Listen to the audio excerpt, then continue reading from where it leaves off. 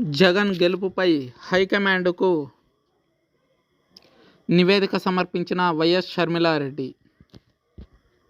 ఏపీలో అధికారం దక్కేది ఎవరికి? ఎన్నికల్లో హోరాహోరీగా పోరాటం చేసిన ప్రధాన పార్టీలు గెలుపుపైన ధీమా వ్యక్తం చేస్తున్నాయి. ఎగ్జిట్ పోల్స్ పైన భారీ అంచనాలు ఉన్నాయి. జూన్ 4న ఎన్నికల ఫలితాలు వెల్లడి కానున్నాయి. జాతీయ స్థాయిలోనూ ఏపీ ఫలితాలపైన ఆసక్తి కనిపిస్తుంది. బీజేపీతో టీడీపీ, జనసేన జత కట్టడంతో జగన్ గెలిచే ఎంపీ సీట్లపైన కాంగ్రెస్ ఆరా తీస్తుంది. ఏపీ పీసీసీ నుంచి నివేదిక కోరింది కాంగ్రెస్ హైకమాండ్. ఏపీలో జగన్ గెలిచే సీట్లపైన కాంగ్రెస్ నాయకత్వానికి పంపిన నివేదికలో కీలక అంశాలు ఉన్నట్లు సమాచారం. ఏపీలో ఈ ఎన్నికల్లో ఎన్డీఏ కూటమిగా 3 పార్టీలు కలిసి పోటీ చేశాయి. కాంగ్రెస్, వామపక్షాల కూటమిగా బరిలో నిలిచాయి. వైసీపీ సింగిల్గా పోటీ చేసింది. ఈ ఎన్నికల్లో ప్రధానంగా ఎన్డీఏ కూటమి, వైసీపీ మధ్య పోటీ సాగినట్లు ఎన్నికల సరళి చూస్తే స్పష్టం అవుతుంది. కొన్ని నియోజకవర్గాల్లో కాంగ్రెస్ ఓటింగ్ పెరిగినట్లు అంచనా వేస్తున్నారు. ఏపీలో బీజేపీతో టీడీపీ, జనసేన కలవడంతో జాతీయ స్థాయిలోనూ ఏపీ ఫలితాలపైన ఆసక్తి కనిపిస్తుంది. ప్రధానంగా ఏపీలో ఎంపీ సీట్లపైనే ఫోకస్ చేస్తున్నాయి బీజేపీ, కాంగ్రెస్.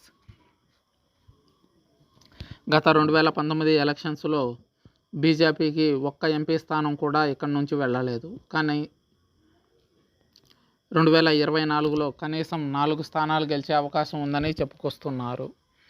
ఏపీలో గెలుపు పైన జగన్ ధీమాతో ఉన్నారు. 2019 కంటే ఎక్కువ సీట్లు గెలుస్తామని కేడర్కు సూచనలు చేశారు జగన్.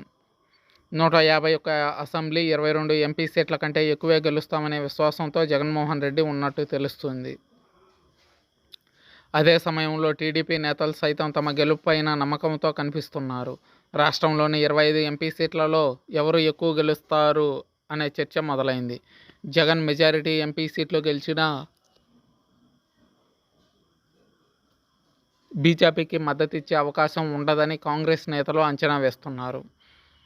ఎందుకంటే ఎన్డీఏ కూటమిలో టీడీపీ, జనసేన ఉండడంతో జగన్ స్వతంత్రంగానే ఉండే ఛాన్స్ ఉందని అంచనా వేస్తున్నారు.